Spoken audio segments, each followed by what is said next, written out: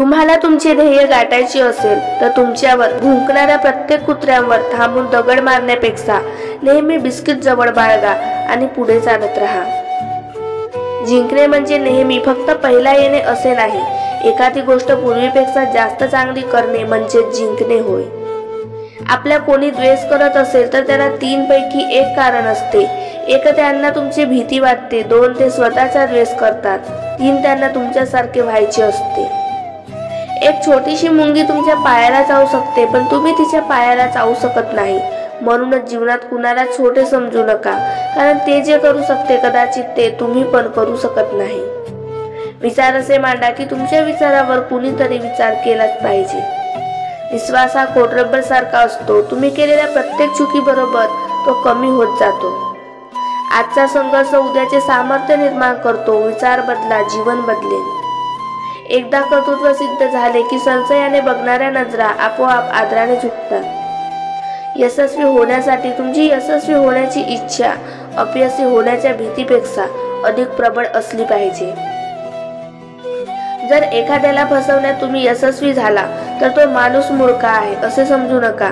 त्या माणसाच्या विश्वासाला तुम्ही पात्र नव्हता असा त्याचा अर्थ आहे।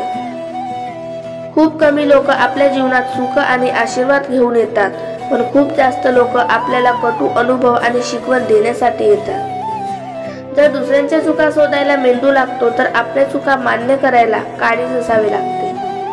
नेहमी एक स्पेशल म्हणून राहावे, पण कोणाच्या जीवनात ऑप्शन म्हणून राहू नये। माझ्या मागे कोण काय बोलते याने मला काहीच फरक पडत नाही। माझ्या समोर काही बोलण्याची त्यांची हिंमत नाही, यातच माझा विजय आहे। ठाम राहायला शिकावे, निर्णय चुकला तरी हरकत नाही। स्वतःवर विश्वास असला की जीवनाची सुरुवात कुठूनही करता येतो। आयुष्यातील असंख्य समस्यांची फक्त 2च कारणे असतात। एकतर आपण विचार न करता कृती करतो, किंवा कृती करण्याऐवजी फक्त विचार करत बसतो। पायाला स्पर्श करून जाणाऱ्या त्याच लाटा असतात ज्या मोठ्या बोटी बुडवण्याचे सामर्थ्य ठेवतात। प्रत्येक क्षणाचा आनंद घेऊन जगा, कारण गेलेली वेळ परत येत नाही आणि येणारी वेळ कशी असेल सांगता येत नाही। कितीही विपरीत परिस्थिती असू द्या, मनुष्य श्वास घ्यायला विसरत नाही। तो कोठून तरी हवेचा स्रोत शोधतोच आणि श्वास घेतल्याशिवाय राहत नाही। त्याचप्रमाणे यशाची ओढ लागलेला मनुष्य कितीही विपरीत परिस्थितीतून यश खेचून आणतोच। कोणत्याही संकटाशिवाय मिळणारे यश हा विजय ठरतो, पण अनेक संकटाशी सामना करून मिळालेला विजय हा इतिहास घडवतो। फुलपाखरू फक्त 14 दिवस जगते, परंतु ते प्रत्येक दिवस आनंदाने जगून कित्येक हृदय जिंकते। आयुष्यातील प्रत्येक क्षण हा अमूल्य आहे, तो आनंदाने जगा आणि प्रत्येक हृदय जिंकत राहा। ज्याने पावलं पावली जीवनात दुःख भोगले आहे तोच नेहमी इतरांना हसवू शकतो, कारण हसण्याची किंमत त्याच्या इतकी कोणालाच माहीत नसते। आपल्या आयुष्यात येणारी माणसे ही झाडांच्या अवयवासारखीच असतात। काही फांदीसारखी जास्त जोर दिला की तुटणारी, काही पानासारखी अर्ध्यावर साथ सोडणारी, काही काट्यासारखी सोबत असून टोचत राहणारी, आणि काही मुळासारखी न दिसताही सुरुवातीपासून शेवटपर्यंत साथ देणारी। जर तुम्ही पाहिलेले स्वप्न पूर्ण होत नसतील तर तुमच्या कामाची पद्धत बदला, तुमचे तत्व नाही, कारण झाड नेहमी आपली पानं बदलतात, मूळ नाही। आयुष्य हे हार्मोनियम सारखे असते, सुखाच्या पट्ट्या पांढऱ्या, दुःखाच्या पट्ट्या काळ्या, पण गंमत म्हणजे दोन्ही एकत्र वाजल्याशिवाय सुरेल जीवन संगीत निर्माणच होत नाही। जर आवडत्या व्यक्तीपासून मन दुःखी झाले तर हे वाक्य लक्षात ठेवा, दुःख महत्वाचे असेल तर त्या व्यक्तीला विसरा आणि व्यक्ती महत्वाची असेल तर दुःख विसरा।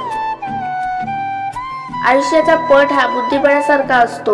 इथे प्रत्येक जण अगोदर तुम्हाला खेळ शिकवतो आणि एकदा तुम्ही या खेळात पारंगत झालात की प्रत्येक जण तुम्हाला हरवण्यासाठी खेळतो। स्वर्गात सर्व काही आहे परंतु मृत्यू नाही, गीतामध्ये सर्व काही आहे परंतु खोटे नाही, जगात सर्व काही आहे परंतु समाधान नाही, आणि आज माणसाकडे सर्व काही आहे परंतु धीर नाही। आयुष्याच्या प्रवासात सर्व काही शिकलो, आधार कोणी देत नाही, परंतु धक्का द्यायला प्रत्येक जण तयार असतो।